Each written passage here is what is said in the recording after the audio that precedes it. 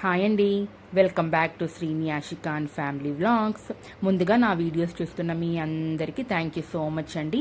ఎవరైతే సబ్స్క్రైబ్ చేసుకోకుండా నా వీడియోస్ చూస్తున్నారో వాళ్ళని సబ్స్క్రైబ్ చేసుకొని మీకు నచ్చుంటే అలాగే ఒక లైక్ ఇచ్చుకొని నన్నైతే సపోర్ట్ చేయమని చెప్పి రిక్వెస్ట్ చేస్తున్నానండి. ఓకేనండి, ఇవాళ వీడియోలో నేను మటన్ కర్రీ ఎలా చేస్తున్నానో మీతో షేర్ చేసుకుంటానండి. సో ముందుగా మటన్ అయితే బాగా 4-5 టైమ్స్ వాష్ చేసి పక్కన పెట్టేసుకున్నానండి. గ్రేవీకి కావాల్సినంత onions, tomatoes, green chillies cut చేసుకొని పక్కన పెట్టుకున్నాను. అలాగే home made ginger garlic paste అయితే నేను ఇక్కడ యూస్ చేస్తున్నానండి.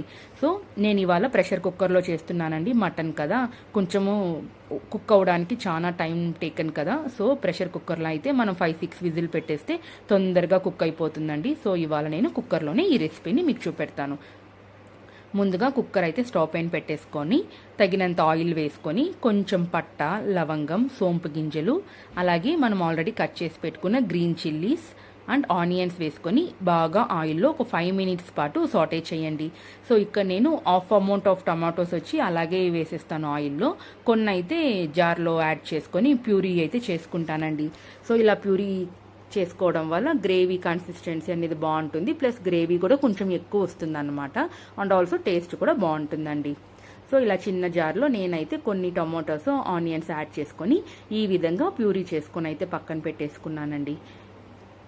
ఇలా ఆనియన్స్ ఆయిల్లోని బాగా సాటే చేసుకొని కొంచెం గోల్డెన్ బ్రౌనిష్ కలర్ వచ్చాక జింజర్ గార్లిక్ పేస్ట్ అయితే 1.5 స్పూన్ అయితే నేను యాడ్ చేస్తున్నానండి. అంటే మరీ ఘాట్ ఎక్కువ లేకుండా కొంచెమే యాడ్ చేస్తున్నాను. కొంచెం ఎక్కువ యాడ్ చేయొచ్చు, బట్ పిల్లలు కూడా తినాలి కదండి. సో నేను స్పైసెస్, మసాలాస్ ఇవన్నీ కొంచెం తక్కువే వాడతానన్నమాట. సో జింజర్ గార్లిక్ పేస్ట్ కూడా ఆయిల్లో వేసేసి ఈ ఆనియన్స్తో పాటు బాగా కలిపే విధంగా మీరు మిక్స్ చేసుకోండి. ఈ పేస్ట్, ఆనియన్స్ అనేది ఆయిల్లోని బాగా కుక్ అయిపోవాలండి, అప్పుడే టేస్ట్ బాగుంటుందన్నమాట. సో నెక్స్ట్ కరివేపాకు అయితే యాడ్ చేసుకున్నాను. అలాగే కొత్తిమీర కూడా కొంచెం ఆయిల్లోనే యాడ్ చేసేయండి, స్మెల్ అయితే బాగా వస్తుందన్నమాట. మనము కర్రీ అంతా అయిపోయాక లాస్ట్లో గార్నిష్ కూడా చేసుకోవచ్చు. సో కొంచెం కరివేపాకుతో పాటు నేనైతే కొత్తిమీర కూడా యాడ్ చేశానండి. సో సగము టొమాటోలు అయితే ప్యూరీ చేసి పెట్టుకున్నాను కదండి, ఇంకొంచెం అయితే ఇప్పుడు యాడ్ చేసేసి ఆ ప్యూరీని కూడా ఇందులో వేసేసి బాగా ఆయిల్లోని ఒక 3-4 మినిట్స్ పాటు మీడియం ఫ్లేమ్లోనే మిక్స్ చేయండి. ఈ మసాలా అనేది ఆయిల్లో బాగా మిక్స్ అవ్వాలండి, మిక్స్ అయ్యి బాగా ఇక్కడే కుక్ అయిపోవాలన్నమాట. నేను ఇలా వంట చేస్తూ ఉంటే మా యాషిక చూసారా, ఆల్రెడీ హోలీ అయితే అయిపోయిందండి, మళ్ళీ వాళ్ళకి ఇంకా ఆశ తీరలేదనమాట. సో ఇప్పుడు వాటర్తో మళ్ళీ అదే గన్లో ఫిల్ చేసుకొని నైట్ టైం అండి, యాక్చువల్లీ ఇది ఈవినింగ్ 7 అనమాట, నీళ్ళల్లో ఇంకా ఆడుతూ ఉన్నారు. ఇంకేం చేయను, చెప్పిన మాట వినటం లేదండి ఈ పిల్లలు ఈ మధ్య. సో వాళ్ళ చాయిస్కి కొన్ని వదిలేయాల్సి వస్తుంది. ఇలా ఈ ఆనియన్స్, టొమాటోస్ ఇవన్నీ ఆయిల్లో బాగా మగ్గాక తగినంత సాల్ట్, చిల్లీ పౌడరు, కొంచెం ధనియాల పౌడర్ అయితే వేసుకొని బాగా ఆయిల్లోనే మిక్స్ చేసుకోండి. మనము ఈ పేస్ట్లోనే మనకి ఆ ఫ్లేవర్, ఆ టేస్ట్ అనేది మనకు తెలిసిపోతుంది అన్నమాట. ఈ పేస్ట్ అనేది ఎంత బాగా కుక్ అవుతుందో ఈ మసాలా ముద్ద, మనకి కర్రీ కూడా అంత టేస్ట్ వస్తుందండి. మనం తొందరగా ఎర్రగడ్డలు, టమోటాలు మగ్గకుండానే ఆయిల్లో ఊరికి అలా ఫ్రై చేసేసామంటే టేస్ట్ అస్సలు బాగోదండి. సో కొంచెం టైం ఎక్కువ తీసుకున్నా మీరు బాగా ఆయిల్లోనే ఈ ఎర్రగడ్డలు, టమోటా ఈ పేస్ట్ని బాగా కుక్ అయ్యే విధంగా చూసుకోండి. సో యాషిక స్టార్ట్ చేసిందని శ్రీని కూడా వాళ్ళ ఫ్రెండ్స్తో పాటు స్టార్ట్ చేసి ఎలా ఆడుకొని వచ్చారో చూసారు కదా. సో ఇప్పుడు మటన్ ముక్కలు కూడా ఆయిల్లో యాడ్ చేసి ఆ పేస్ట్ అంతా మటన్ ముక్కలకి అంటే విధంగా బాగా మిక్స్ చేసుకోండి.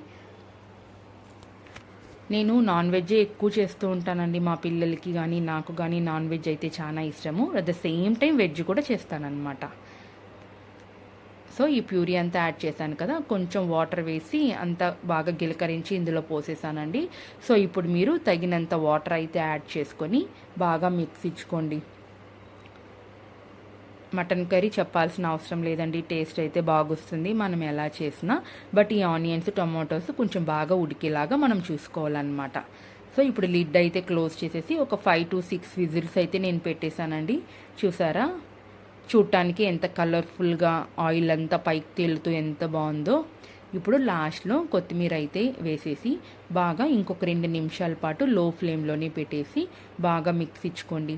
మేము ఇవాళ ఈ మటన్ కర్రీ రైస్లోకే సర్వ్ చేసుకుంటున్నామండి. ఇడ్లీ దోశకి అయితే కూడా చాలా బాగుంటుంది, బట్ రైస్లోకే తింటున్నాము. మళ్ళీ ఇడ్లీ దోశలంతా ఎందుకనేసి, ఎలాగో ఈ మటన్ పులుసు అనేది కొంచెం మిగులుతుంది కదా, సో మార్నింగ్ టిఫిన్కి పెట్టుకుందామని ఇప్పుడైతే రైస్లోకే తింటున్నామండి.